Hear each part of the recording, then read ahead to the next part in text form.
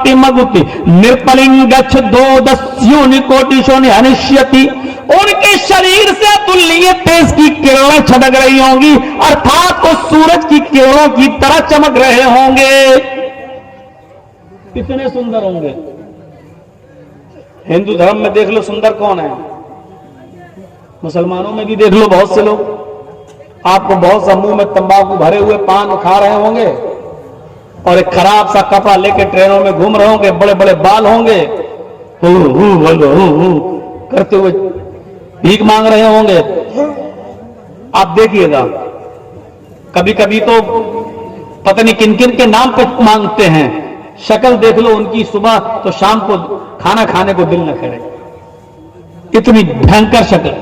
और हिंदू धर्म में देख लो खूबसूरत कौन है, किसी की जबान बाहर निकाल दी, शेरनी पे बिठा दिया, हाथ में त्रिशूल दे दिया, चेहरा भयंकर काला, जबान बाहर निकाल के बैठी हुई है।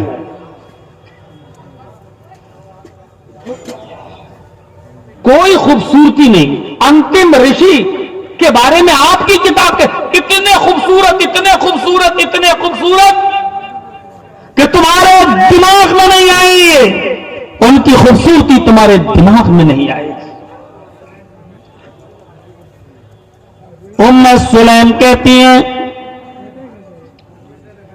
कि अल्लाह के नबी सल्लल्लाहु अलैहि वसल्लम का चेहरा रात की तारीकी में जब चमकता था तो आप इतने सुंदर थे, इतने सुंदर थे कि वो दूर से आते थे तो उनकी पेशानी जब चमकती थी तो हम अंदाजा लगा लिया करते थे ये चमकने वाली पेशानी सिवाय मोहम्मद के और किसी की नहीं हो सकती। फजीलत का के बाब में अगर एक दो ज़ईफ रिवायतों को शामिल कर लिया जाए तो ऐसी ऐसी रिवायतें मिलती हैं कि अल्लाह के नबी जब मुस्कुराते थे तो आपके दांतों की लाइट और आपके दांतों की चमक से जमीन पर पड़ी हुई सुई भी लोग ढूंढ लिया करते थे, तलाश कर लिया करते थे। ऐसी खूबसूरती थी, किसी के अंदर इतनी हिम्मत नहीं थी जो नजरों से नजरें मिलाकर देर तक आपसे बातें कर सके। इतना रोब टपकता था आपके चेहरे से, इतना रोब टपकता था आपके चेहरे से कि आदमी आंखों में आंखें डालकर ज्यादा देर बात नहीं कर सकता था। अबू बकर भूखे हैं, अल्लाह के नबी सल्लल्लाहु अलैहि वसल्लम अपने दोस्त अबू बकर के साथ चले चले जा रहे हैं। एक दरवाजे को दस्तक देते हैं, अंदर से एक औरत बाहर निकलती है। उस औरत का नाम है उम्मे माबद। अभी इस्लाम नहीं लाई, मुसलमान नहीं हुई है। आपने देखा उम्मे माबद को और उम्मे माबद ने देखा मोहम्मदुर रसूलुल्लाह को, वो भी नहीं पहचान पाई। कहने लगी बेटे मेरे दरवाजे पे कैसे आना हुआ? अल्लाह के नबी का जवाब सुनिए, मां मेरे दोस्त को भूख लगी है, अगर तेरे घर में खाने की कोई चीज हो तो दे दे। वो अंदर गई, किचन में जाती और कहती है बेटे मेरे घर में पानी के सिवा कोई चीज नहीं है जो मैं तुझे दे सकूं। ऐसा कर थोड़ी देर मेरे घर पे आराम कर ले, दूर से आया हुआ है तू, मेरे घर पे आराम कर ले। मेरे हस्बैंड, मेरे पति, मेरे शौहर जंगल गए हुए हैं, शिकार करने गए हैं, अभी शिकार का ताजा ताजा गोश्त लाएंगे, हम खाना बनाएंगे और तुझे खिला देंगे। मां इतनी देर हमारे पास नहीं है, हम किसी काम से जा रहे हैं। अच्छा ऐसा कर, ये घर के आंगन में जो बकरी बैठी हुई है, इस बकरी का दूध दोहकर पिला दे। बुढ़िया हंसने लगी, कहती है बेटे इस बकरी ने तो 6 महीने पहले से दूध देना बंद कर दिया है। अल्लाह के नबी ने कहा मां इजाजत तो एक बर्तन ले आ। मैं इस बकरी के थन में हाथ लगाता हूं, मैं भी तो देखूं इस बकरी ने कब से दूध देना बंद किया है। बुढ़िया थी, समझ गई बेचारे को यकीन नहीं हो रहा है, भूखा है ना, यकीन नहीं हो रहा है, मुझे झूठा समझ रहा है। अंदर जाती है, बर्तन लाती है, पकड़ाती है, जा तू ही देख ले, जा, मुझ पर यकीन नहीं आता तो तू ही देख ले। अल्लाह के नबी आगे बढ़ते हैं, जो बकरी अपनी मर्जी से खड़ी नहीं होती थी, मोहम्मद रसूलुल्लाह ने जैसे ही कदम रखे वो बकरी खड़ी हो गई। उम्मे माबद कहती है, इसको उठा उठा के थक जाती हो तो उड़ती नहीं, और आज अपने से खड़ी हो गई। अल्लाह के नबी ने उस बकरी के थन पे हाथ मारा, पढ़ा बिस्मिल्लाह, बकरी ने ऐसे दूध देना शुरू कर दिया जैसे सावन के महीने की बारिश हो रही हो। बर्तन भर गया, दूध टपक रहा है। अल्लाह के नबी ने अबू बकर से कहा पियो, पिया। फिर अब अल्लाह के नबी ने भी पिया। जो बचा बुढ़िया से कहा मां ले तू पी ले, उसने भी पिया। कहा कि बेटे अभी भी कुछ बच गया, रख ले, तेरा पति आएगा तो पिला देना। आगे बढ़ने लगे, उस बुढ़िया ने पीछे पकड़ के कहा बेटा मैं तुझे जानती नहीं हूं कि तू कौन है, लेकिन अब थोड़ी देर रुक जा, जब इतनी देर रुक ही गया है, मेरे शौहर आने वाले हैं, गोश्त लाएंगे, मैं बनाकर तुझे खिलाऊंगी। अच्छा मां आज जाने दे, हफ्ते भर 10 दिन के बाद जब लौटूंगा तो वादा है तेरे घर से होते हुए जाऊंगा। देखो बेटे वादा कर रहे हो? हाँ। चले गए, मुश्किल से 100 कदम गए होंगे, मुश्किल से 100 कदम। उस बुढ़िया का शौहर अबू माबद घर में तशरीफ ले आया। हदीस की किताब में नक्शा देखिए, अबू माबद घर में आया, गोश्त उसके सर पे लगा हुआ था, घर में घुसता है, गोश्त की पोटली उठाकर रखता है, उसको घर में खुशबू महसूस होती है। आज तक ऐसी खुशबू इस घर से नहीं आई। उसने जैसे ही सर उठ से गोश्त की पोटली उठाकर रखी जमीन पर, उसकी नजर बकरी के थन पे पड़ गई। बकरी के थन से अभी भी एक एक बूंद दूध की टपक रही थी। बकरी के थन से टपकता हुआ दूध और घर से आने वाली महक और खुशबू को सूंघ कर चीख पड़ा, अभी इस राह से गुजरा है कोई, अभी इस राह से गुजरा है कोई, कह देती है शौकी नक्शे पाकी। ओ माबद जमीन पर किसी भी जानवर के पैरों के निशान ये बता देते हैं कि यहां से चीता निकला है, शेर गया है, हिरन गुजरी है, हाथी गुजरा है। इस घर से आने वाली खुशबू और बकरी के थन से टपकने वाला दूध ये बतला रहा है इस घर में भी कोई रहमतों वाला आया था, इस घर से भी कोई बरकतों वाला गया है, वरना दूध एक एक कतरा न टपकता, एक घर से खुशबू न आती। उम्मे माबद बता कि वो कौन था?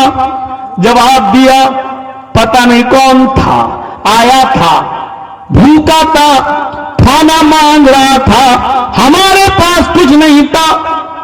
उसने कहा दूध पिला दे, मैंने कहा बकरी ने दूध देना बंद कर दिया।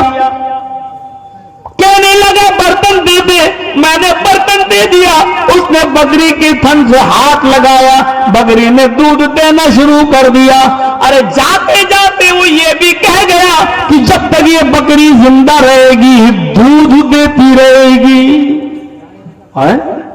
कहां गया वो? बस अभी निकला है, 100-150 कदम दूर गया होगा।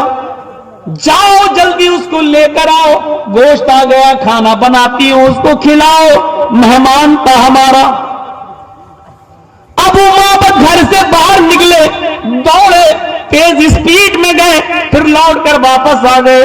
कहने लगे उम्मे माबद, तुमने ये तो बतला दिया कि वो कहां 100-150 कदम दूर गया होगा, लेकिन ये तो बताया नहीं कि उसकी शक्ल कैसी थी, उसकी आंखें कैसी थी, उसके गाल कैसे थे, उसका सीना कैसा था, उसकी आंखें कैसी थी, उसकी नाक कैसी थी, उसका रंग कैसा था, हम उसको पहचानेंगे कैसे? ओ उम्मे माबद, बता तो सही कि उसकी शक्ल सूरत किससे मिलती जुलती थी। कहने लगी अबू माबद, इतना रौब टपकता है उसके चेहरे से, आंख मिलाकर देखने की जरूरत नहीं होती है। एक मर्तबा कोई देख ले तो दोबारा देखने की ताकत नहीं होती है। इतना रौब, इतना जमाल, इतना दबदबा उसके चेहरे पे टपक रहा था। मुझे नहीं मालूम कि उसकी आंख कैसी थी, मुझे नहीं मालूम कि उसका चेहरा कैसा था, मुझे नहीं मालूम कि उसके गाल कैसे थे, उसका सीना कैसा था।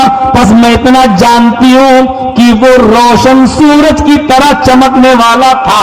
तुम्हें जो सबसे ज्यादा खूबसूरत नजर आए, तुम्हें जो सबसे ज्यादा खूबसूरत नजर आए, जिसकी पेशानी, जिसके गाल, जिसका चेहरा चांद की तरह चमक रहा हो, उसी को पकड़ ले आओ। वही हमारे घर आया था, वही हमारे घर में खैर बरकत के दरवाजे खोल कर गया है। उम्मे माबद ने कितना अच्छा नक्शा खींचा है कि उसकी आंख कैसी थी नहीं मालूम, उसके गाल कैसे थे नहीं मालूम, सबसे ज्यादा चमकने वाला था, हमारे घर को रोशन करके चला गया। ये खूबसूरती थी जनाब मोहम्मद रसूलुल्लाह सल्लल्लाहु अलैहि वसल्लम की। हम अपने समाज, सोसाइटी पर नजर डालें, सीरत तैयबा के रसूलों को सीखें और पढ़ें और समझें। हमारे नबी सल्लल्लाहु अलैहि वसल्लम ने हमें उठने, बैठने, लेटने, सोने, जागने, खाने, पीने, दुनिया में जितने भी काम हमें पड़ते हैं, कोई एक चीज बताओ कि जिसमें रहनुमाई न की हो। इस्लाम एक मजहब है, इज्म नहीं है। ईसाई एक इज्म है, यहूदी एक इज्म है, हिंदू एक इज्म है, इस्लाम इज्म नहीं है। इज्म का मतलब होता है जिसमें कोई बाउंड्री ना हो, और इस्लाम का माना होता है, मजहब का माना जिसके अंदर बाउंड्री हो। आप हर चीज नहीं खा सकते हैं, आप वही खा सकते हैं जिसकी इजाजत दी है इस्लाम ने। आप हर चीज नहीं पी सकते हैं, आप वही पी सकते हैं जिसकी इजाजत दी है इस्लाम ने। इस्लाम एक लाइन खींचता है, लाइन के इस तरफ आप जब तक हैं सेफ हैं। कबड्डी खेली है कभी आपने? देखी तो होगी। कबड्डी एक लाइन होती है जिसको हम पारी बोलते हैं, पारी। एक लाइन खींची है, लाइन के उस तरफ वो टीम, लाइन के इस तरफ दूसरी टीम। जब तक इस लाइन के इस तरफ हम हैं, हम सेफ हैं, वो उस तरफ हैं, वो सेफ हैं। उस टीम का आदमी लाइन को क्रॉस करके जब हमारे पास आ गया, लाइन क्रॉस करके जब हमारी हद में आ गया, कबड्डी कबड्डी कहते हुए, तो हमें इख्तियार है उसको पकड़ने का, हमें इख्तियार है उसको झपटने का, हमें इख्तियार है उस पर कब्जा करने का, हमें इख्तियार है उसको अरेस्ट करने का, क्योंकि उसने अपनी हद को क्रॉस कर दिया, हमारी हद में घुस आया।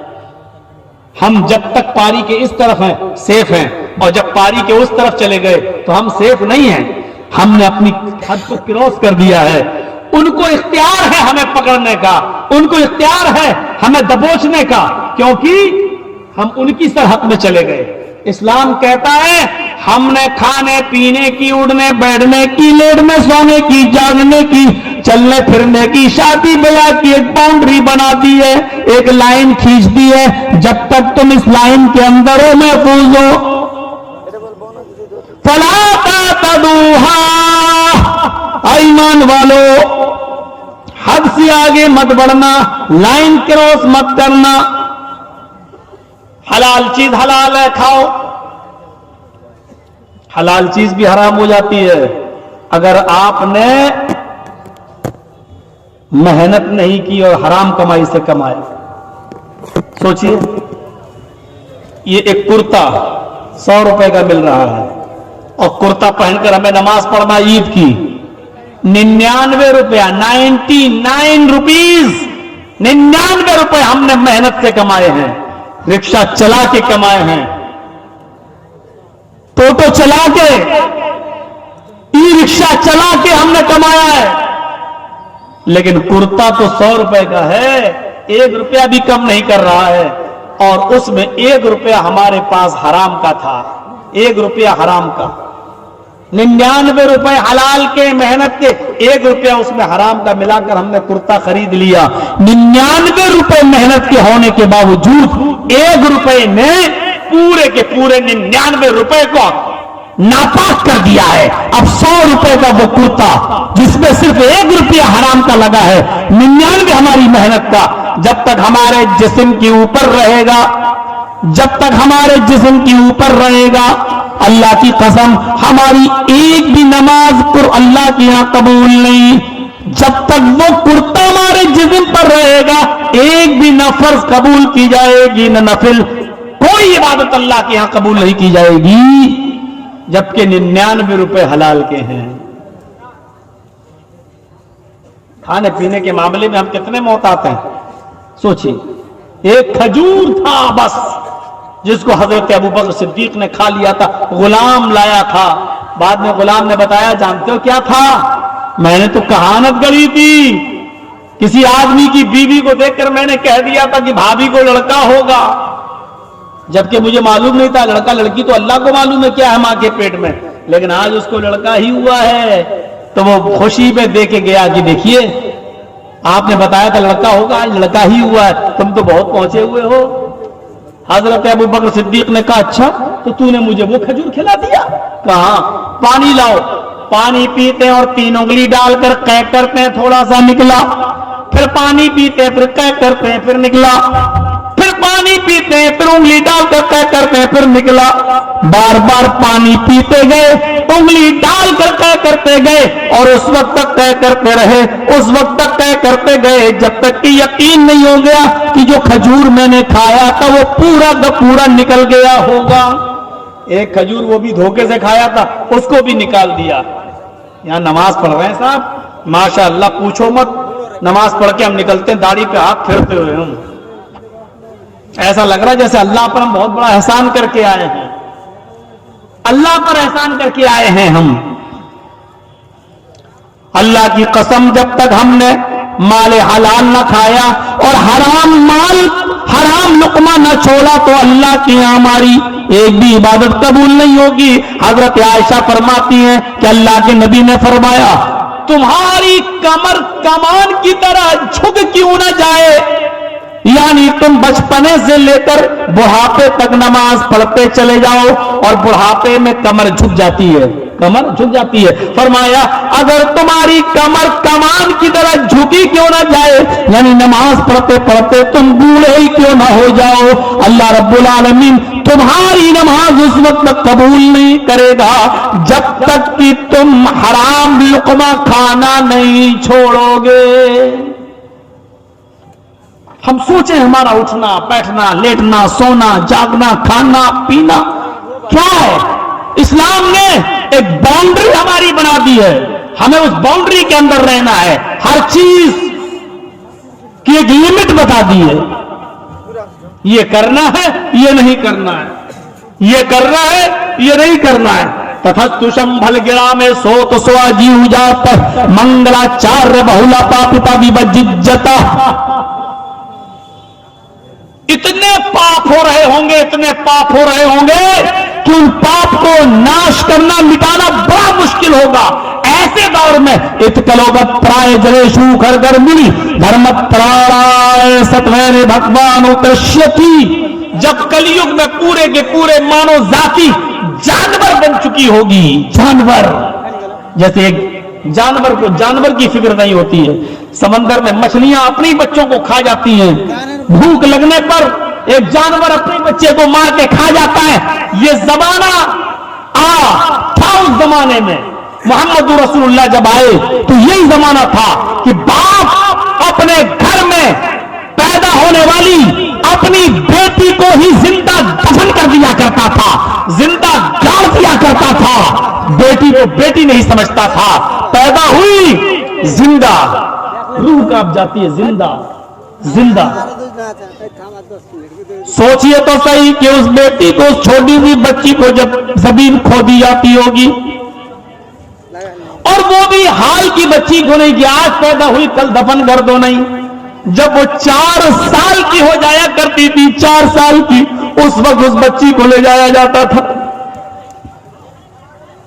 سیرت کی کتابیں پڑھیے تو آپ کو پتہ چلے گا 4 سال کی بچی کو نہلایا جاتا تھا، دھلایا جاتا تھا، صاف کیا جاتا تھا، میک اپ کیا جاتا تھا، اس کو نئے کپڑے پہنائے جاتے تھے اور کہا جاتا تھا بیٹی ہم تمہیں میلے میں لے کر چل رہے ہیں، میلے میں لے کے چل رہے ہیں.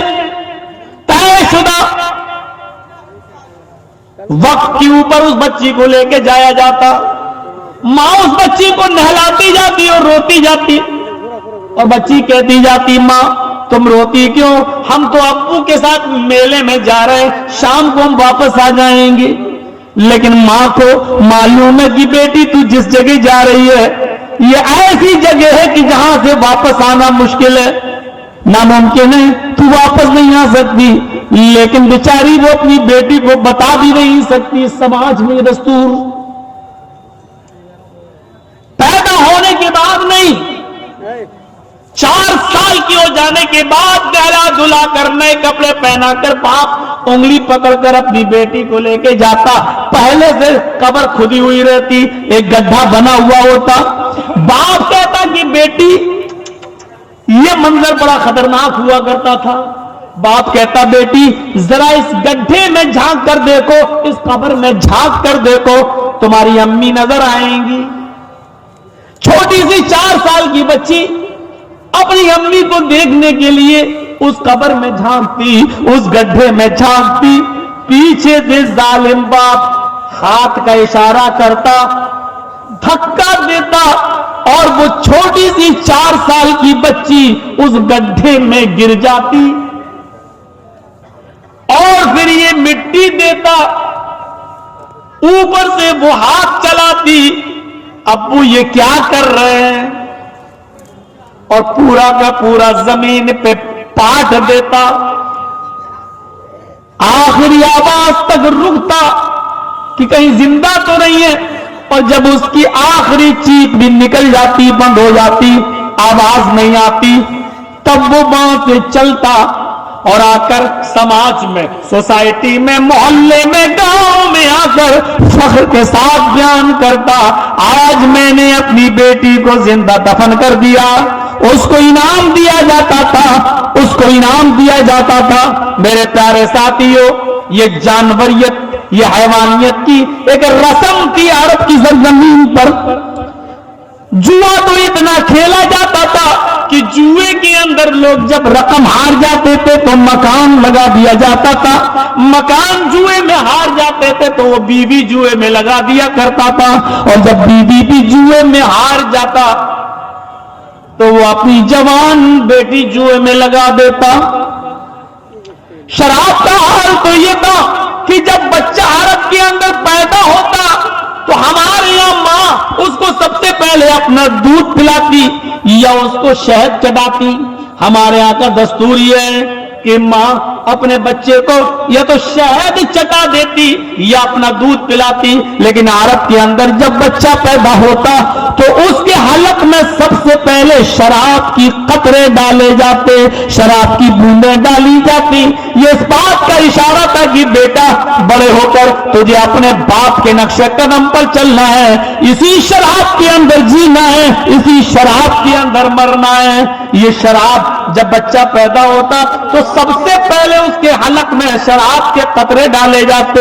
اس کی رگوں میں سب سے پہلے جو چیز دوڑتی تھی وہ شراب کے قطرے ہوا کرتے تھے. دھیرے دھیرے بڑا ہوتا جاتا، شراب پروان چڑھتی جاتی، یہاں تک کہ ایک آدمی جب کھانا کھانے کے لیے بیٹھتا تھا تو پانی کی جگہ پر شراب کی بوتل رکھ لیتا تھا. کھانا کھاتا جاتا اور شراب پی پی کر اس کھانے کے لقمے کو حلق کے نیچے اتارتا جاتا. شراب ان کی رگوں میں ایسی دوڑتی تھی کہ شراب کے نشے میں وہ کسی کے جانور کو قتل کر دیا کرتے تھے, اس کا کلیجہ نکال کر کسی کو دے دیا کرتے تھے. شراب کے نشے میں بہت سے تو ایسے تھے جنہوں نے اپنی بیٹیوں تک کا ہاتھ پکڑ لیا تھا, بیٹیوں تک کا ہاتھ پکڑ لیا تھا. شراب کی حرمت کا اعلان کے بعد ان کو بتایا گیا کہ دیکھیے, انہوں نے کہا ہم ہی تھے جنہوں نے شراب کے نشے میں اپنی بیٹی کا ہاتھ پکڑ لیا تھا اور ہم اس کو کمرے میں لے جانے لگے, بیوی اور بیٹی میں انتر ہی نہیں کر پائے. شراب بیٹی اور بیوی کے فرق کو مٹا دیتی ہے, شراب ماں اور بہن کے فرق کو مٹا دیتی ہے. میرے بھائیو, اگر ہم اور آپ میں سے کوئی آدمی شراب پیتا ہے تو یاد رکھنا وہ شراب اس کی بیٹی اور اس کی بہن اور اس کی ماں کے پہچان کو ختم کر رہی ہے. اور ایک دن آئے گا کہ شراب کے نشے میں انسان اپنی ماں بہن بیٹی کی عزت و آبرو سے کھیلے گا. خود اللہ کے نبی صلی اللہ علیہ وسلم نے فرمایا لا یاتین علی امتی ما طال بنی اسرائیل حسب النال بالنال, جیسے پیروں میں دونوں جوتے برابر برابر پہنے جاتے, کوئی چھوٹا اور بڑا نہیں ہوتا, دونوں برابر ہوتے ہیں, اسی طرح میری امت اور بنی اسرائیل دونوں برابر ہوں گے, کوئی فرق نہیں ہوگا میری امت میں اور بنی اسرائیل میں. اگر بنی اسرائیل میں کوئی اپنی ماں کے ساتھ اعلانیہ زنا کیا ہوگا, بنی اسرائیل میں کسی نے اپنی ماں کے ساتھ اعلانیہ زنا کیا ہوگا, تو ماں تعالی بنی اسرائیل اللہ یاتین علی امتی ماں تعالی بنی اسرائیل, تو میری امت میں بھی ایسا ہوگا, میری امت میں بھی ایسا ہوگا کہ ایک شخص اپنی ماں کے ساتھ اعلانیہ زنا کرے گا, اپنی بہن اپنی بیٹی کے ساتھ وہ اعلانیہ زنا کرے گا, چوراہے پر منہ کالا کرے گا اپنی ماں اپنی بہن اپنی بیٹی کے ساتھ, اور اس کی ذمہ دار ہوگی یہی شراب.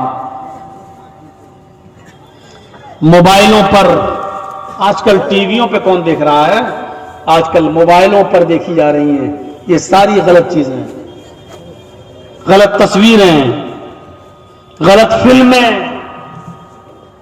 یہ چیزیں ذمہ دار ہوں گی نوجوانوں کے ہاتھ کو ماں بہن اور بیٹی کے گریبان تک لے جانے کی.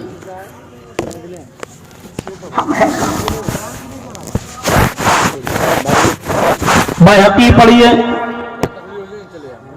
اور سورن دارمی کا منظر دیکھیے. ایک صحابی اللہ کے نبی کے پاس آتی ہیں اور کہتی ہیں اللہ کے نبی میں مسجد میں نماز کے لیے جاتی ہوں, آپ نے کہا جا سکتی ہو. اس نے کہا میں چادر یعنی برقع, اس زمانے میں برقع نہیں لمبی چادر ہوا کرتی تھی, میں چادر ذرا لمبی پہنتی ہوں. آپ نے کہا ٹھیک کرتی ہو. اس نے کہا کہ زمین سے رگڑتی ہوئی ہماری چادر جاتی ہے. آپ نے کہا چادر اتنی نیچی ہونی چاہیے. اس نے کہا اللہ کے نبی کبھی کبھی بیچ سڑک پر گندگی پڑی ہوتی ہے, لیٹرین پڑی ہوتی ہے, ناپاکی پڑی ہوتی ہے, اگر دائیں اور بائیں مرد بیٹھے ہوں, میرے دائیں بھی مرد اور بائیں بھی مرد بیٹھے ہوں, تو میں دائیں سے نہیں گزر سکتی بائیں سے بھی نہیں, کیونکہ دونوں سائیڈ میں مرد بیٹھے ہوئے ہیں, بیچ میں گندگی پڑی ہوئی ہے, تو کیا میں اپنی چادر کو تھوڑا سا اوپر کر لوں؟ ہوتا نا جیسے راستے میں کیچڑ پڑی ہوئی ہے تو ہم اور آپ تھوڑا سا لنگی اوپر کرتے ہیں اور آگے بڑھ جاتے ہیں, کرتے ہی ہیں. ہماری ماں بہنیں تھوڑا سا ساڑی اوپر کی اور آگے بڑھ گئی تاکہ بھیگ نہ جائے. تو اس عورت نے, اس صحابیہ نے کہا اے اللہ کے نبی راستے میں گندگی پڑی ہے, دائیں بائیں مرد بیٹھے ہوئے ہیں, تو کیا میں تھوڑی سی چادر اوپر کر کے گندگی کو کراس کر لیں, گندگی کو پھاند جائیں اور پھر چادر نیچی کر سکتی ہوں؟ آپ نے کہا نہیں. بڑا آسان ہے, جلسوں میں جلیبی خریدتی پھر رہی ہیں اور چوڑیاں خرید رہی ہیں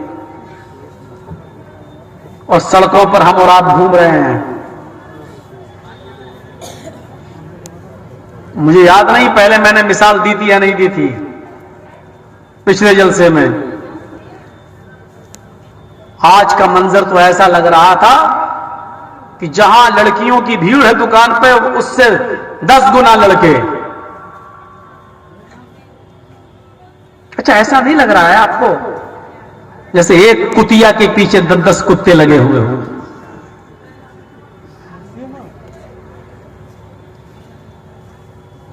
اب ہنستے ہیں مثال پر.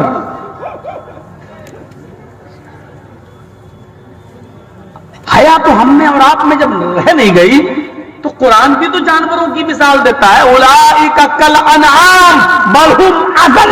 یہ چوپایوں کی طرح ہے بلکہ ان سے بھی زیادہ گئے گزرے. کیا قرآن نے چوپایوں کی طرح ہمیں نہیں کہا ہے؟ کیا اللہ تعالیٰ نے چوپایوں کی مثال انسانوں کی مثال چوپایوں سے نہیں دی؟ اولئک کالانعام یہ چوپایوں کی طرح ہے بلکہ ان سے بھی زیادہ گئے گزرے. تو چوپایوں میں تو کتا بھی آتا ہے اور ظاہر ہے اس میں سور بھی آتا ہے. وہ کوئی اور ہوں گے جو کہتے ہوں گے سور مت کہو، سور کہنے سے 40 دن زبان گندی رہتی. تمہارے باپ کا فتویٰ ہوگا. نہیں مانتا ایسے فتوے کو. ایسے فتوے ملا مولویوں کے میرے پیروں کے جوتے کے نیچے. ارے سور کو سور نہیں کہو گے تو کیا کہو گے پی آئی جی صاحب؟ کتے کو کتا نہیں کہو گے تو کیا کہو گے ڈی او جی صاحب؟ ارے سور ہے تو ہے. قرآن مثال دے رہا ہے اولئک کالانعام یہ چوپایوں کی طرح ہے بلکہ ان سے بھی زیادہ گئے گزرے. چوپایوں میں سور بھی شامل ہے اور کتا بھی شامل ہے. اگر ہم نے یہ کہہ دیا کہ ایسا لگ رہا ہے جیسے ایک کتیا کے پیچھے 10 کتے تو آپ کو برا لگتا ہے؟ برا ہی لگتا ہے تو گھوم کیوں رہے ہو؟ یہی ذمہ داری ہوگی، یہی چیزیں ذمہ دار بنیں گی. اللہ کے نبی کہتے ہیں نہیں تم چادر اوپر نہیں کر سکتی ہو. اس عورت نے کہا پھر کیا کروں؟ اللہ کے نبی کہتے ہیں چادر کو نیچے ہی رہنے دے اور گندگی کے اوپر سے نکل جا. اس نے کہا اللہ کے رسول کیا میری چادر میں لیٹرین نہیں لگ جائے گی، گندگی نہیں لگے گی؟ آپ نے کہا بالکل لگ جائے گی. کہا اللہ کے نبی میں مسجد میں اسی چادر کو اوڑھ کر نماز پڑھتی ہوں، جب اس میں گندگی لگ جائے گی تو میں نماز کیسے پڑھوں گی؟ میں مسجد میں بھی جانے کے بعد چادر نہیں اتارتی ہوں. جب ہم اس گندگی کو کراس کریں گے اور اس میں گندگی لگ جائے گی تو پھر میں اس چادر کو اوڑھ کر نماز کیسے پڑھوں گی؟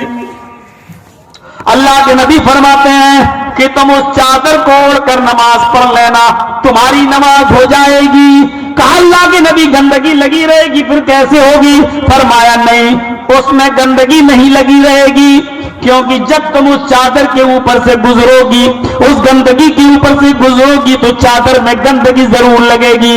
اس وقت چادر تمہاری گندگی سے گندی ہو جائے گی، لیکن جب تم آگے بڑھو گی اس گندگی کو کراس کر کے جب آگے بڑھو گی تو زمین پر پڑی ہوئی پاک مٹی سے تمہاری چادر رگڑ رگڑ جب رگڑ کھائے گی تو رگڑ رگڑ کر چلنے کی وجہ سے وہ مٹی اس گندگی کو پاک کر دے گی، تمہاری چادر کو پاک کر دے گی. زمین پر پڑی ہوئی پاک مٹی سے تمہاری چادر پاک ہو جائے گی. تھوڑی سی چادر اوپر کرنے کی بھی اجازت نہیں دی. کیسی ہماری ہمتیں ہیں اور ہمارے کلیجے کو سلام. کتنا بڑا دل و گردہ ہے کہ ہم جلسوں کے اندر بھی لپسٹک لگا کے آ رہے ہیں، میک اپ کر کے آ رہے ہیں، جلسوں میں بیٹھنے کا نام نہیں، بازار گھوم رہے ہیں اور اپنے بچوں کو گھما رہے ہیں. اور کتنے تو ایسے ہیں جو موبائل پہ بات کر کے آئے ہوں گے کہ ہاں فلاں جگہ ملیں گے، جلسے میں آئیے. آج تو تمہارے ابو بھی بھیج دیں گے، پاپا بھی بھیج دیں گے، جلسے کے نام پر کون منع کرے گا؟ کتنوں تو ایسے ہوں گے جنہوں نے موبائل پر پہلے سے ٹائم بھی فکس کر لیا ہوگا اور ملنے کی جگہ بھی فکس کر لی ہوگی. کما تدین تدان، جیسے تم کر رہے ہو نا دوسروں کی بہنوں کے ساتھ، یاد رکھنا تمہاری بہنیں بھی یہ پلاننگ بنا چکی ہیں دوسروں سے ملنے کی. یہ تو قرض ہے، یہ تو وصول ہونا ہی ہے. یہ وہ گندی سڑک ہے جس کی آخری منزل آپ کا دروازہ ہے. آپ جس لڑکی کے ساتھ زنا کرنے جا رہے ہیں، منہ کالا کرنے جا رہے ہیں، حقیقت میں آپ اس کے ساتھ زنا نہیں کر رہے ہیں. آپ جس راستے پہ چل پڑے ہیں اب، اس کی آخری منزل آپ کا گھر ہے. آپ کا گھر. آپ دوسروں کی بہنوں کے ساتھ ایسا کرو گے، اس کا دروازہ آپ کے گھر تک جا رہا ہے. قرآن کریم نے اس کو گندا کام کے ساتھ ساتھ بہت غلط راستہ بھی کہا ہے. کیا کہا ہے؟ فاحشۃ وساء سبیلا. قرآن نے اس کو ساء سبیلا کہا ہے. لا تقربوا الزنا انہ کان فاحشۃ وساء سبیلا. زنا کے قریب مت جاؤ، اس لیے کہ یہ بہت ہی گندا کام ہے اور بہت ہی گندا راستہ. سبیل کا راستہ یعنی یہ اتنا گندا راستہ ہے کہ تم جا رہے ہو دوسرے کی بہن اور بیٹی کے ساتھ زنا کرنے، لیکن جس راستے پہ تم جا رہے ہو یہ حقیقت میں تمہارے گھر تک جا رہا ہے، تمہارے گھر تک. اس لیے اللہ نے ساء سبیلا کہا ہے، بہت غلط راستہ. ہم اپنی سوسائٹی پہ نظر ڈالیں، کتنی برائیوں نے جنم لیا ہے. شراب ہمارے معاشرے میں، جوا ہمارے معاشرے میں، بے پردگی ہمارے معاشرے میں، اور یانیت ہمارے معاشرے میں، سود اور بیاج، غریبوں سے ناجائز فائدہ اٹھانا، 1000 دینا اور 1 مہینے کے بعد 1500 روپے لینا. سن بے مولانا کیا ہے؟ الربا اثنان وسبعون بابا وادناهم مثل اتيان الرجل امه. ابن ماجہ کے الفاظ ہیں، اللہ کے نبی صلی اللہ علیہ وسلم فرماتے ہیں کہ سود کے 72 دروازے ہیں. سود کے 72 دروازے. اثنان وسبعون بابا، اسنان 2 70 70 70 اور 2 72 52 دروازے، 70 اور 2 72 دروازے ہیں. وَأَدْنَاهَا مِثْلُ إِتْيَانِ الرَّجُلِ أُمَّهُ، اور اس کا سب سے ہلکا دروازہ سود کا. سود نہیں کہہ رہا ہوں جو پھرایا جاتا ہے، سود دھاگا نہیں، سود بیاج، بینک میں جمع، یہ جمع وہ. اس کا سب سے ہلکا دروازہ جانتے ہو کیا ہے؟ 72 دروازے. سب سے ہلکا دروازہ مثل اتیان الرجل امہ، ایک لڑکے کا اپنی ماں کے ساتھ زنا کرنا. یہ سب سے ہلکا دروازہ ہے. اس کے بعد اور دروازے ہیں وہ اس سے بھاری ہیں. سب سے ہلکا دروازہ یہ ہے کہ ایک لڑکا اپنی ماں کے ساتھ زنا کر لے. کیا کوئی شخص اس لڑکے کو سماج کے اندر برداشت کرے گا جس نے اپنی ماں کے ساتھ زنا کیا؟ بتانے کا مقصد یہ ہے کہ آئے سماج والوں، آئے سوسائٹی والوں، آئے گاؤں والوں، آئے گاؤں میں جو لوگ رہ رہے ہو، شہر میں رہنے والوں، آئے محلے میں رہنے والوں، جس طرح یہ کام گندی نظر سے تم دیکھتے ہو کہ ایک لڑکا اپنی ماں کے ساتھ زنا کرے، تم اس کو گندی نظر سے دیکھتے ہو. اگر تمہارے سماج میں کوئی سود کھا رہا ہے، کوئی بیاج کھا رہا ہے، تو اس سے 72 گنا زیادہ گندی نظر سے اس آدمی کو دیکھو جو بیاج کھاتا ہے، جو سود کھا رہا ہے. جس نے اپنی ماں کے ساتھ منہ کالا کیا اس کو تو تم بری نظر سے دیکھ رہے ہو، اور جو سود کھا رہا ہے اس کو تم بری نظر سے کیوں نہیں دیکھو گے؟ وہ تو اور زیادہ مستحق ہے. مولانا صاحب قربانی کا بکرا لائے ہیں، ہماری قربانی ہو جائے گی یا نہیں ہو جائے گی؟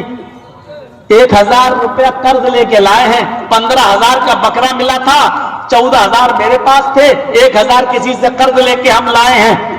یقیناً قرض دینے کی نیت ہے آپ کی، اور آپ نے جو وعدہ کیا ہے اس پر آپ قرض دے سکتے ہیں، تو آپ کی قربانی ہو جائے گی، جائز ہے. لیکن سوال یہ پیدا ہوتا ہے، آپ تو بینک میں ملازم ہیں، آپ تو بینک میں نوکری کرتے ہیں، اور بینک میں نوکری کرنے والے کی کمائی حلال ہو ہی نہیں سکتی. اب سوال یہ ہے کہ بینک میں نوکری کرنے والے کی قربانی جائز ہے کہ ناجائز؟ بینک میں نوکری کرنے والے کی نماز ہو جائے گی یا نہیں ہو جائے گی؟ کیونکہ اللہ کے نبی صلی اللہ علیہ وسلم نے صاف فرمایا، لعن اللہ अला आकिल रिबा व मुकिलहु, अल्लाह की लानत हो सूद खाने वाले पर, सूद खिलाने वाले पर, व कातिबहु, सूद लिखने वाले पर, व शाहिदैहि, सूद लेने और देने वाले की गवाही देने वालों पर, वकाल हम सवाउन, और अल्लाह के नबी ने कहा ये सब बराबर हैं। सूद खाने वाला, सूद खिलाने वाला, सूद लिखने वाला, सूद की गवाही देने वाला, ये सब बराबर हैं। बैंक में क्या लिखा जाता है? जर्जी साहब ने 1 लाख रुपया जमा किया, 6 महीने के बाद 1,03,000 हो गया। अब हम बैंक में नौकरी कर रहे हैं, हम बैंक में चढ़ा रहे हैं कंप्यूटर पे 1,03,000। आप नहीं खा रहे हैं लेकिन लिख रहे हैं, आप सूद खाने वाले के हिस्से में शामिल हैं। कैसे हमारी नमाजें कबूल होंगी? इबादत का दारो मदार हलाल कमाई पर है। एक शख्स है, परागंता हाल है, मुसाफिर है, आता है, नमाज पढ़ता है, सजदा करता है, सलाम फेरता है, हाथ उठाकर दुआ मांग रहा है, या रब्बी या रब्बी या रब्बी, अरे अल्लाह मुझे ये दे, मुझे ये दे, मुझे ये दे। ऊपर से आवाज आती है, वमतामुहु हराम वमशरबुहु हराम वमलबसुहु हराम वग़ुज़िया बिल हराम फ़अन्ना युस्तजाबु लिज़ालिक। ओ मेरे बंदे, तू जो खाना खा के आया वो हराम का, तू जो पानी पी के आया वो हराम का, तू जो पहन के आया कपड़ा वो हराम का, वग़ुज़िया बिल हराम, तेरे जिस्म में जो खून दौड़ रहा है वो हराम का। फ़अन्ना युस्तजाबु लिज़ालिक। ओ मेरे बंदे बता, मैं तेरी दुआ सुनूं तो कहां से सुनूं, मैं तेरी दुआ कबूल करूं तो कहां से करूं? सूद हमारे मुआशरे में, हराम कमाई हमारे मुआशरे में, हमारे समाज में। हमारी मोबाइल की दुकान है, एक आदमी मोबाइल संभलवाने आता है, देख लीजिए, जर्जी साहब ने मोबाइल देखा, उनको मालूम है कि 100 रुपए की एक चीज पड़ेगी, मोबाइल सही हो जाएगा। उसको कह रहे हैं 800 रुपए लगेंगे भाई, इसकी आईसी खराब हो गई है, इसका टच खराब हो गया है, इसका ये खराब हो गया है। आपने हिसाब किताब जोड़ के उसको 800 रुपए बता दिए। आपको मालूम है कि 100 रुपए का काम है, लेकिन 800 बता दिए। धीरे धीरे बातचीत होते होते 500 रुपए में डन हो गया, 400 रुपए में डन हो गया। आपने अगरचे तय करके 400 रुपए पे उसको राजी करके उसका मोबाइल बनाया, लेकिन ये 400 रुपए जो आपके पास आए हैं, अल्लाह की कसम हराम है। इसका एक लुकमा भी अगर आपने खा लिया तो 40 दिन तक आपकी नमाज कबूल नहीं होगी। कहां है? और सिर्फ इसी में नहीं, हम जैसे मुल्ला मौलवी भी, क्या हो गया? जिन्नात का असर है इसके ऊपर, ताबीज लिखा जाएगा। हमारे यूपी में आइए आप, एक मौलवी कहता है इस लड़की के ऊपर तो बहुत बड़ा असर है जिन्नात का, और इसके कपड़े उतार कर पीठ पर और यहां से लेके यहां तक जाफरान से इसके ऊपर दुआ लिखी जाएगी। और एक मस्जिद के इमाम ने मस्जिद के हुजरे में उस औरत को नंगा करके उसके जिस्म के ऊपर लकड़ी के कलम से जाफरान घोल कर उसके ऊपर आयतें लिखी कुरान की।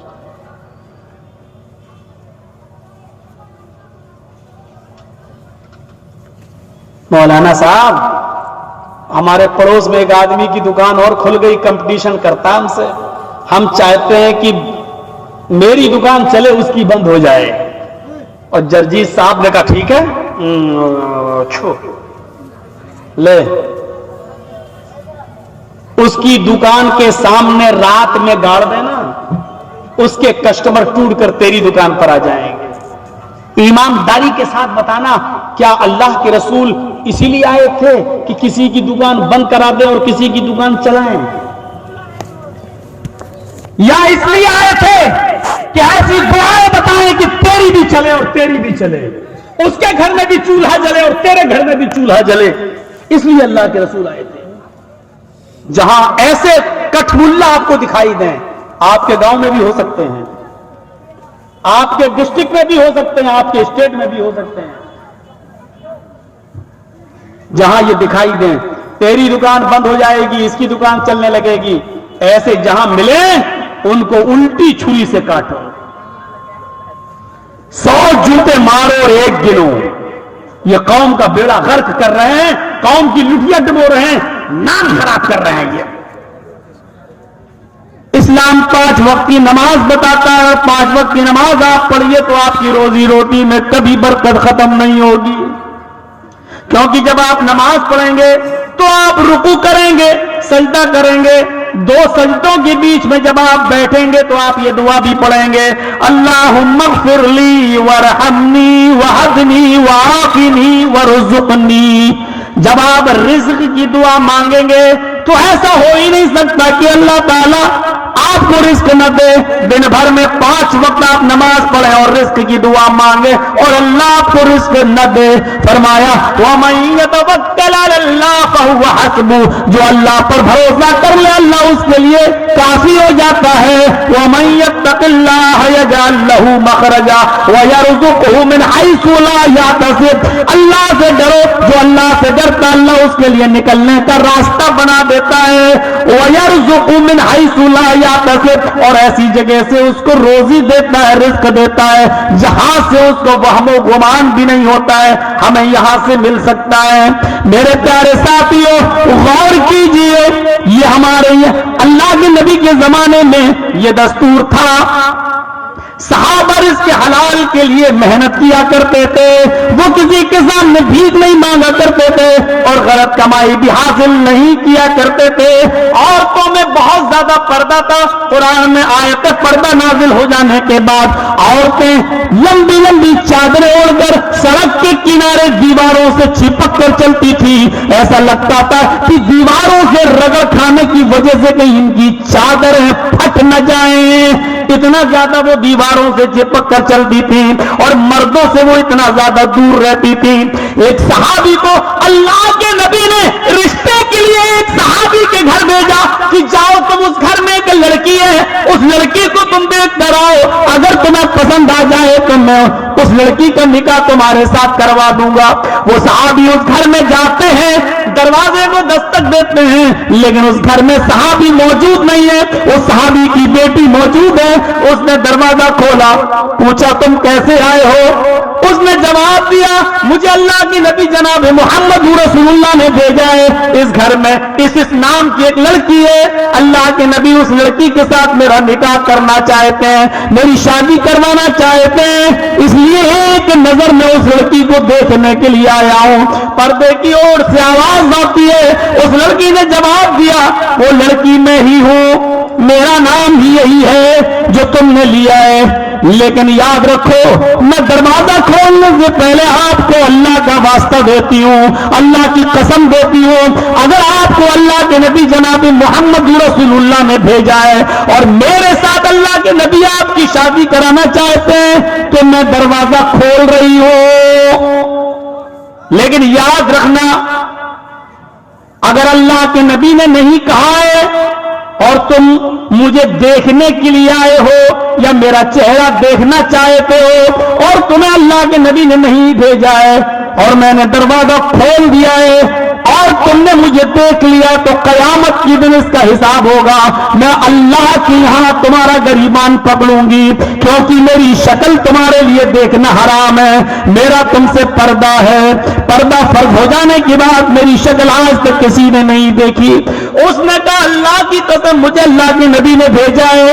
اس عورت نے، اس لڑکی نے دروازہ کھول دیا اور کہا ایک نظر تم مجھے دیکھ سکتے ہو، میرا چہرہ دیکھ لو۔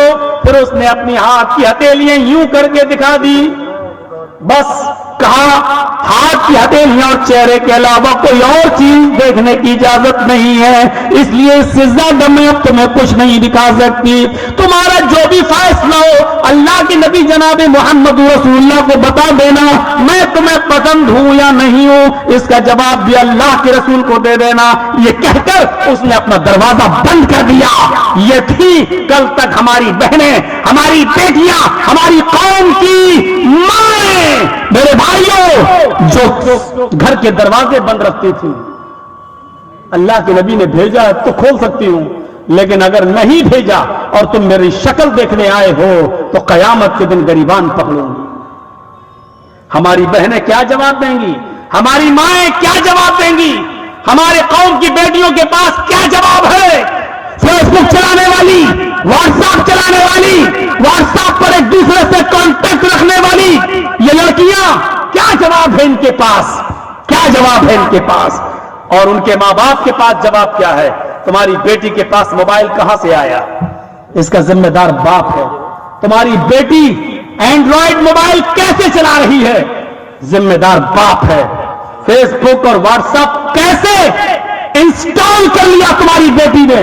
इसका जवाब बाप को देना होगा।